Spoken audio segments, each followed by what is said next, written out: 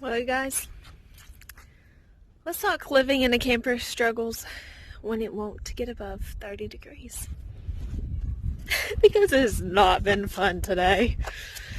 So the last couple days, it does not get above 40, which means we do not hook up our water to my in-laws' house through the hose because the pressure regulator bust.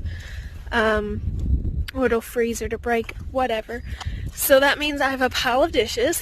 We do have the freshwater tank, which I had to struggle filling up this morning with just the hose.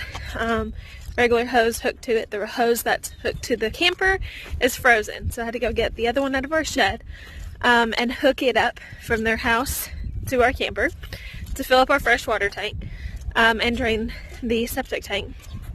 But we've been having to use our freshwater tank a lot, and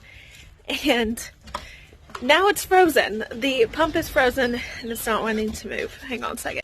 So that's what we're going through right now, is not really having water in the house. So I've got a pile of dishes, which if you guys have ever seen a camper sink, you can literally have one meal's worth of dishes, 3 plates, a bowl, some spoons and forks, and it looks like you got overflowing dishes. And so we have not been able to wash dishes in the last 3 days. I can use the pump, but we try not to because it drains so much water washing dishes, and the pump is used in the mornings especially or like now, so that we can use the bathroom and brush our teeth and things like that, so that we actually have functioning water when we can't hook up our hose. So I try not to drain it with just washing dishes, which means I have to wait until tomorrow to hook it up when hopefully it's going to be, I think it's like 42, which this weather has been crazy. Why it's got to keep going back and forth, I don't know. So water pump isn't working, so we are having to use water bottles. We did fill up a tea jug full of water, so we're slowly trying to use that. We will go over to our in-laws tonight, fill it back up, and take showers. So that helps a lot, being able to be close to them. Another struggle is it's cold in the camper. The heat is running. We go off propane tank heat and electric heater tank heat. But the only thing with the electric heater is you don't want it running all the time because it's going to run up your power bill. And the propane, you definitely don't want it to run out. So that is something, and sorry you guys, I move around a lot when I talk. So that is something that we are just bundling up in the house. Sweatpants and sweatshirts and blankets if we're just sitting there, to try and make it we're not running that a whole lot. Another thing that we have to make sure we do, and I just thought about this, so tonight I will be doing it, is to make sure you don't run out of propane heat in the middle of the night, because that is absolutely the worst thing to wake up to. When your electric heat just can't keep up and the propane heater is not running, because that is hard. So on nights like tonight or days like today, when it's had to run all day long, and we're gonna have another cold night, what we usually do is switch the propane tank over from the one we're using currently over to a full one, and then in the morning we'll switch it back so that during the day is when we're using that one, but hopefully not to run out in the middle of the night.